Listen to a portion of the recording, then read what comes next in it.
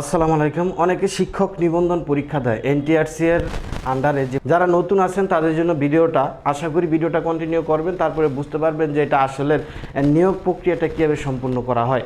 তো আমরা আমাদের বোর্ডে দেখেন, এখানে লক্ষ্য করি যে প্রথমে যদি আমি এখানে NTRCA এর মানে এর মিনিংটা কী, অর্থাৎ non government teacher registration and certification authority, অর্থাৎ এটার আন্ডারে কিন্তু এনটিআরসির যত নিয়োগ আছে প্রক্রিয়া সব নিয়োগ প্রক্রিয়া এখানে সম্পূর্ণ করা হয়।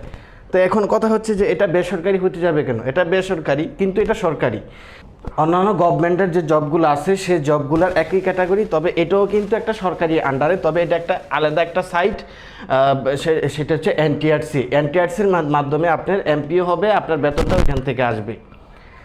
তারপরে দেখেন এখানে আমার কথা হচ্ছে যে এনটিআরসি এর প্রক্রিয়াটা কীভাবে সম্পূর্ণ হয়। এটা তিনটা মাধ্যমে আপনার পরীক্ষাটা হয়। ধরেন এখানে আছে প্রথমে আপনার প্রিলি, তারপরে হচ্ছে আপনার রিটেন, তারপরে হচ্ছে ভাইভা, 1 2 3, এই তিনটা মাধ্যমে আপনার পরীক্ষাটা সম্পূর্ণ করা হয়। এখানে দেখেন এই যে প্রথমে প্রিলি পরীক্ষাটা, এই প্রিলি পরীক্ষাতে আপনি পাস করা খুবই সহজ, অর্থাৎ ইজি।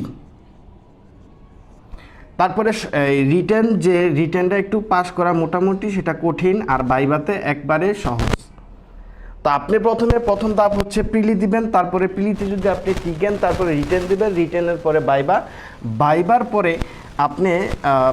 পরে আপনাকে যদি ভাইভাতে পাস করেন, ভাইভাতে মোটামুটি অনেকেই পাস করে, তবে সবচাইতে কঠিন হয় হচ্ছে রিটেন, অর্থাৎ যেটা আপনি লিখিত পরীক্ষা দিবেন আপনার নিজের সাবজেক্টের উপরে। তো আপনি যে সময় রিটেনে পরীক্ষা দিবেন, যদি আপনি রিটেনে টিকেন আপনি ভাইভায় অংশগ্রহণ করবেন, এবং ভাইভাতে পাস করার পরে আপনি একটা জাস্ট সার্টিফিকেট পাবেন, নট জব, কিন্তু কোনো চাকরি না, একটা সার্টিফিকেট দিবে আপনাকে। আপনি টিচার হওয়ার যে যোগ্যতা অর্জন করবেন সেটার জন্য জাস্ট একটা সার্টিফিকেট পাবেন।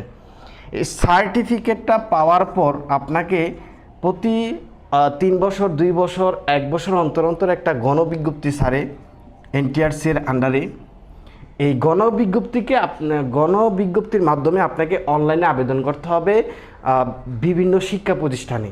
তো শিক্ষা প্রতিষ্ঠানগুলো কি করবে, এর মধ্যে কোথায় কোন সাবজেক্টে কোন খালি আছে, কোন বিষয়ে ওনারা এন্ট্রি দিবে যে আমাদের এই শিক্ষক খালি আছে, ওই শিক্ষক খালি আছে, পোস্ট খালি আছে। এই পোস্টগুলো আবার এনটিআরসির মাধ্যমে বিভিন্ন গণনার মাধ্যমে ওনারা এটা একটা সফটওয়্যার আছে, সেই সফটওয়্যারের মাধ্যমে যাচাই বাছাই করে তারপরে প্রত্যেকটা বাংলাদেশের যতগুলো এমপিও ভুক্ত শিক্ষা প্রতিষ্ঠান আছে সবগুলা প্রতিষ্ঠানের, কলেজ হোক স্কুল হোক, সবগুলাতে শূন্যপদ বের হয়। সেক্ষেত্রে 50,000 60,000 70,000 এভাবে বের হয়। তারপরে যারা সার্টিফিকেট অর্জন করলো, যারা এনটিআরসির মাধ্যমে ভাইবার পরে যারা সার্টিফিকেট পাইলো, তারাই কিন্তু ওই গণবিজ্ঞপ্তিতে আবেদন করতে পারবে, অন্য কোনো শিক্ষক না।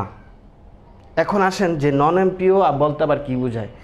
এখন আমি আপনাদের দেখাচ্ছি যে যখন আপনি গণবিজ্ঞপ্তিতে আবেদন করলো, যারা সার্টিফিকেটধারী এনটিআরসি এর আন্ডারে যাদের সার্টিফিকেট আছে, যারা গণবিজ্ঞপ্তিতে আবেদন করলো, এই আবেদন করার পর এই এনটিআরসির মাধ্যমে যে একটা সফটওয়্যার আছে, এই সফটওয়্যারের মাধ্যমে সিলেক্টেড হয়, আনসিলেক্টেড হয়।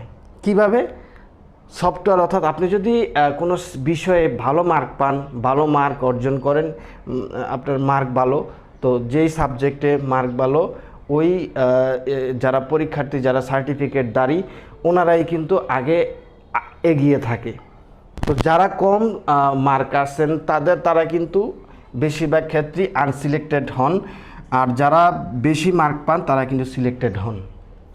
তাহলে দুইটা রেজাল্ট আছে, একটা হচ্ছে সিলেক্টেড আর একটা হচ্ছে আনসিলেক্টেড। এখন সিলেক্টেড যারা আছে বিভিন্ন স্কুল প্রতিষ্ঠানে, কলেজে, তারা কিন্তু সিলেক্টেড হয়ে যান। তো সিলেক্টেড হওয়ার পরে যেই প্রতিষ্ঠানে ওরা সিলেক্টেড হন, ধরেন একজন সিলেক্টেড হলো হাজী সিরাজউদ্দিন মেমোরিয়াল উচ্চ বিদ্যালয় আইসিটি শিক্ষক হিসাবে।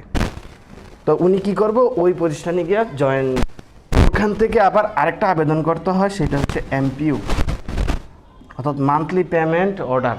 এই মান্থলি পেমেন্ট অর্ডার জন্য স্কুল প্রতিষ্ঠানে গিয়ে কিন্তু আবেদনটা করতে হয়। সেটা এমপিও আবেদন করার পর সে ফিক্সড, অর্থাৎ ফাইনালভাবে সে এমপিভুক্ত হয় প্রতিষ্ঠানে। অর্থাৎ এমপিও মানে হচ্ছে মান্থলি পেমেন্ট অর্ডার, অর্থাৎ প্রতি মাসে মাসে সরকার থেকে, গভর্নমেন্ট থেকে যে টাকাটা, যে বেতনটা আসে সেটা কি বলে এমপিও।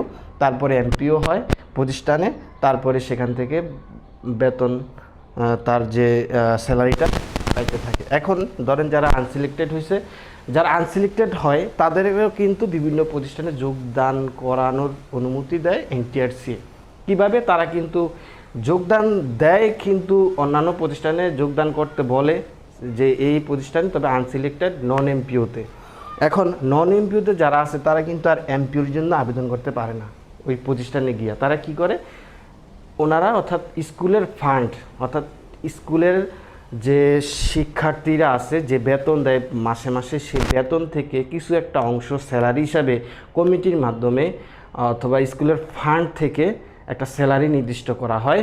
সেই স্যালারিটা নন এমপিও শিক্ষকরাকে দেওয়া হয় ওনাদেরকে। পরবর্তীতে যদি আবার গণবিজ্ঞপ্তি হয়, এই যারা আনসিলেক্টেড আছেন তারা কিন্তু আবার অ্যাপ্লাই করে গণবিজ্ঞপ্তিতে।